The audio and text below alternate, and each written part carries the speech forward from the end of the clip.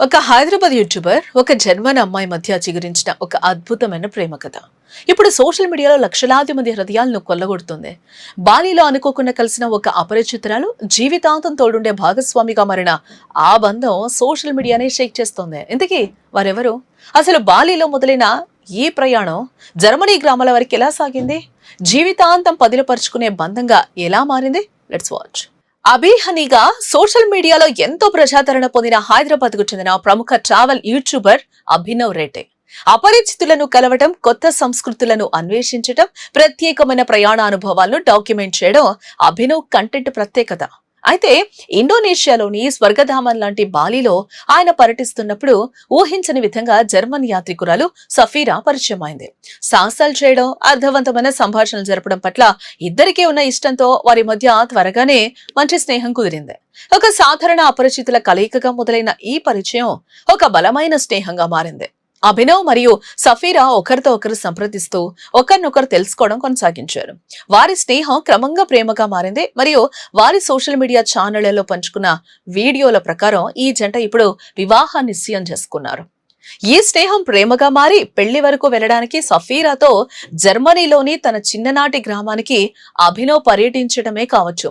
సఫీరా జర్మనీలోని తన చిన్ననాటి గ్రామానికి అభినవ్ ను సాదరంగా ఆహ్వానించింది.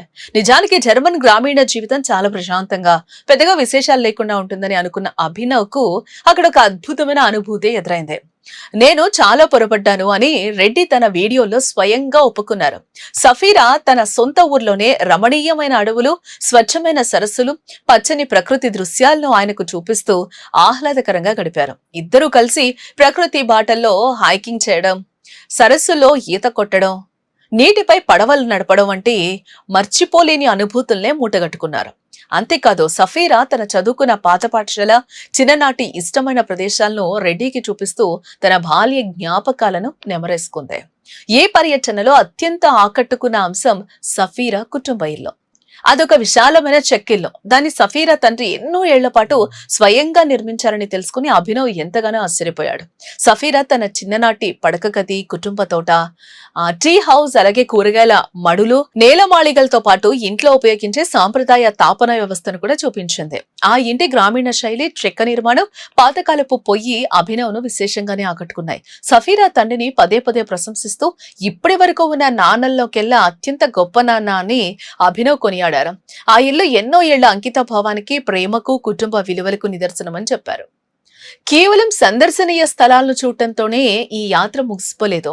ఈ పర్యటన పొడవునా వీరిద్దరూ విద్య, సంబంధాలు, ఆత్మవిశ్వాసం, పిల్లల పెంపకం, భారతదేశం, జర్మనీల మధ్య ఉన్న సాంస్కృతిక సారూప్యతలు, వ్యత్యాసాల గురించి ఎంతో బహిరంగంగా చర్చించుకున్నారు. తన చిన్నతనంలో చెట్టు మీద నుంచి పడిపోవడం, ఆ తర్వాత ఎయిర్ అంబులెన్స్ లో రక్షించబడటం వంటి నాటకీయ సంఘటనలు సఫీరా పంచుకోగా, ట్రావెల్ కంటెంట్ క్రియేషన్ ను కొనసాగించడానికి అభినవే తనకు స్ఫూర్తినిచ్చాడని ఆమె పేర్కొంది.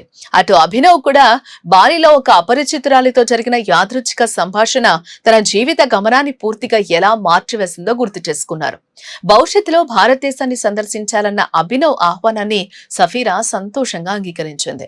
బాలి నుండి తిరిగి వచ్చిన తర్వాత కూడా ఒకరినొకరు సంప్రదిస్తూ అర్థం చేసుకున్న ఈ జంట తమ స్నేహాన్ని ప్రేమగా మార్చుకుని ఇప్పుడు వివాహ నిశ్చయం చేసుకున్నట్లు సోషల్ మీడియా ద్వారా వారి పోస్టులు చెప్తూ ఉన్నాయి. ప్రయాణంలో ఎదురయ్యే కొన్ని అనుకోని సంఘటనలు జీవితాలను శాశ్వతంగా ఎలా మారుస్తాయో చెప్పడానికి అభినవ్, సఫీరాల ప్రేమ కథే ఒక గొప్ప నిదర్శనం. అయితే ఈ కథనం వైరల్ అయిన సోషల్ మీడియా వీడియోల ఆధారంగా రూపొందించబడింది. వీరి నిశ్చితార్థం, వ్యక్తిగత విషయాలపై అధికారిక ధృవీకరణ రావాల్సిందే. మరి ఈ cute and beautiful cross cultural love స్టోరీపై మీ అభిప్రాయాన్ని కింద కామెంట్స్ లో తప్పకుండా తెలియజేయండి. ఇలాంటి ఇంట్రెస్టింగ్ వీడియోస్ కోసం తప్పకుండా వేద టీవీని సబ్స్క్రైబ్ చేయండి.